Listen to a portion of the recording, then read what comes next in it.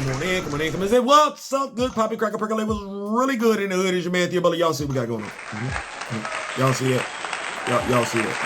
I don't know if that need any introduction. Let's see here. The Intergalactic Empire of Wakanda, Marvel's most powerful civilization. Explain. I just want you to know. I'm reading the script. Yeah. Full transparency. Did I tell y'all I thought Chat GPT was a member of the Rock With Me Nation? At the very least, T'Challa no dollar. I ain't saying to say. Let's go ahead. What if Wakanda ruled the stars? For decades, Wakanda has been portrayed as the most advanced nation on the planet. Technologically superior, culturally rich, and strategically isolated. But buried within Marvel Comics lore is a far more ambitious idea. Wakanda as an intergalactic empire stretching its influence far beyond Earth and into deep space. Yeah, Imperial. Today, we are breaking down the Intergalactic Empire of Wakanda, where it came from, how it operates, why it exists, and what it means for Black Panther as a character, and for Marvel's cosmic hierarchy as a whole. You know, there was a time when even though he was the emperor, he wasn't the king. This is not just Wakanda in space. This is Wakanda Unchained. Kind of like Black Panther Unconquered.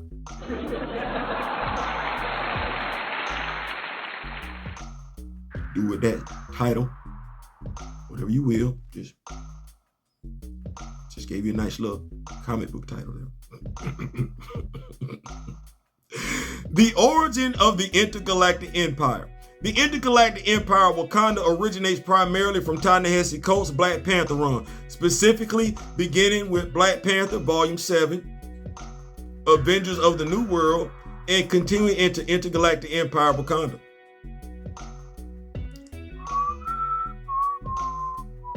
You know I'm actually covering this run. Never mind. At some point in Wakanda's future, or possibly an alternate timeline. No, it's actually the future.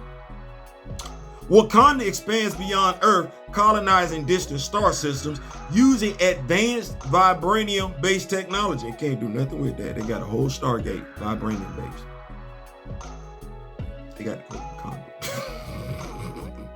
Over thousands of years, Wakanda evolves from a nation into a multi-planetary empire. Yeah, daggum so does. However, this expansion comes at a cost. Yeah, daggum so does. In the process of colonization, that's evil. Wakanda abandons its founding principles. Yeah. The same nation that once prided itself on unity, balance, and protection of its people becomes a hierarchical empire built on forced labor, culturally racial, imperial domination, and a rigid caste system. This future Wakanda mirrors the very empire it once resisted. I know y'all have an issue with the word emperor, but he ain't got to be that. You know what I'm saying? The man make the crown, not the crown make the man.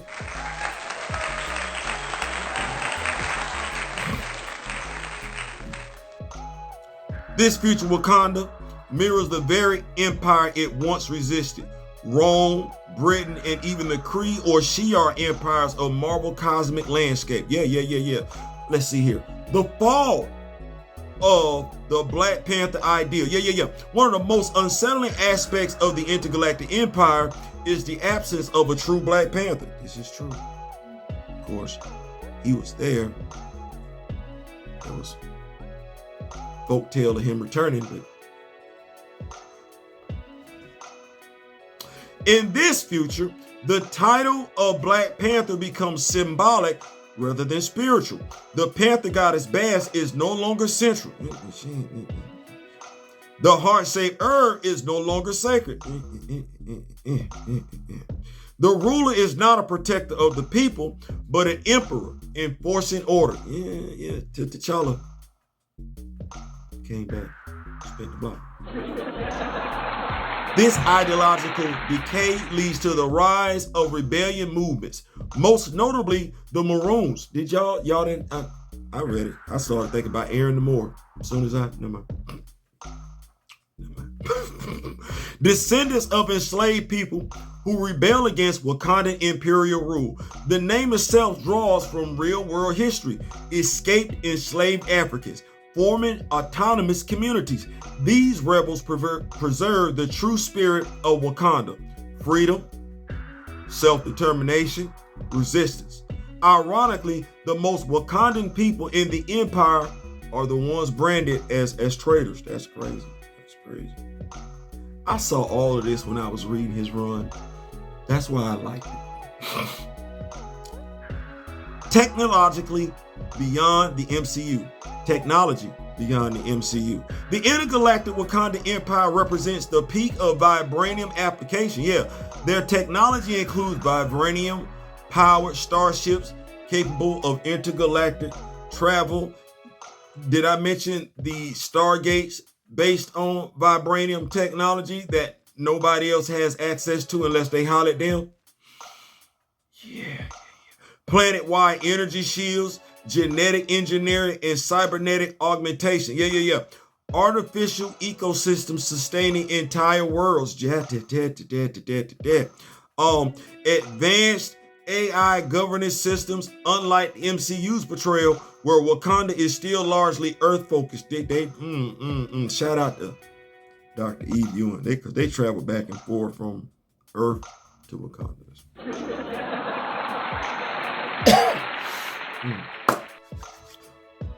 Unlike the MCU's portrayal, where Wakanda is still largely Earth-focused, this empire rivals or surpasses the Shi'ar Empire, the Kree Empire, and yes, the Nova Corps. You understood what I meant. This firmly places Wakanda at the top tier of Marvel's cosmic civilizations, challenging the long-held idea that Earth is technologically insignificant on a galactic scale, or that we can't be in space.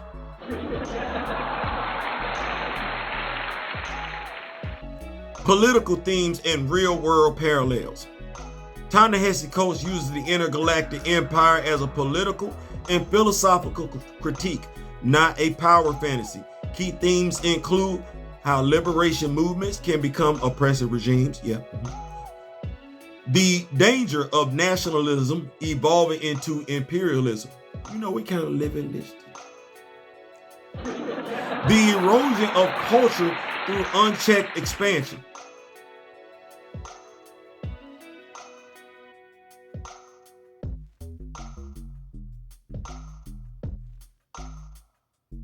Theo, why you smiling? More Americans needed to have read Ta-Nehisi Coates' run. I ain't saying, I'm just saying. The myth that technological progress equals moral progress. Elon Musk. I didn't. This is Wakanda asking itself the hardest question possible.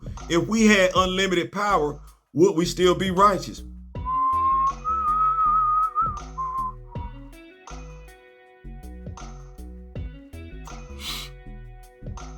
The Empire represents Wakanda losing its soul, becoming the very force it once vowed to oppose.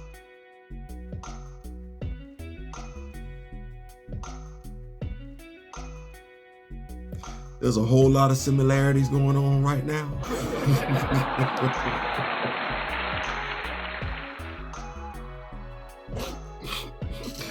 Ooh, this be one of them times when I be like, don't hurt the messenger. Don't hate the player. Hate the game. Woo! What this means for Black Panther's legacy. Did I say the Empire represents Wakanda losing its soul, becoming the very force it once vowed to oppose? Anyway, what this means for Black Panther's legacy. Yeah. The Intergalactic Empire fundamentally fundamentally reframes Black Panther. Yes, it does. T'Challa is no longer just a king or superhero. He ain't. Which is why we need more comic books coming out of Wakanda. I keep saying that. He becomes a mythic figure, a lost ideal that future Wakandans fail to live up to. This is so true. In many ways, the Empire exists as a warning. Without accountability, even the most advanced civilization can rot from within. Lord Jesus, have mercy. Oh, you know what? I don't want to do this no more. I don't want to do this no more. Well, folks gonna think I'm talking about something, because I can see the similarities. Y'all don't see it.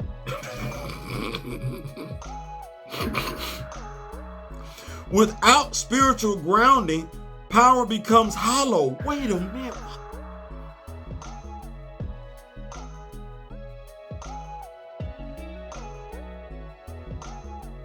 Without the Black Panther's principles, Wakanda is just another empire with better technology. Yeah, the conclusion, the intergalactic empire of Wakanda is not about spectacle. It's about consequence. Lord Jesus. It challenges fans to rethink Wakanda not as a flawless utopia, but as a living civilization capable of corruption, resistance, and rebirth.